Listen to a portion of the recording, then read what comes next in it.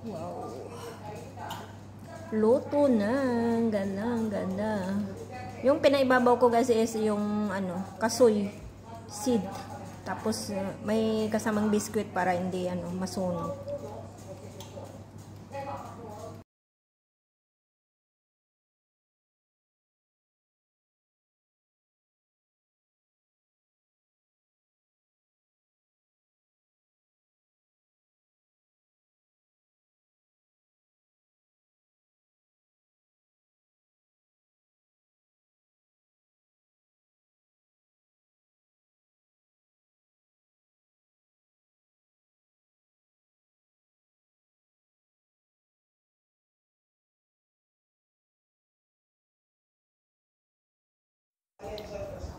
Wow!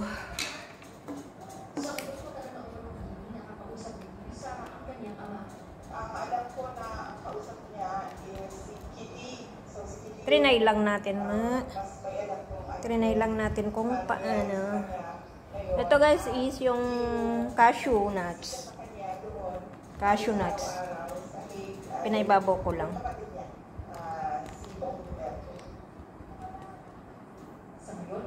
Very quick, naluto na agad. Mamaya papakita natin kung masarap ba o ano. Less sugar lang ito.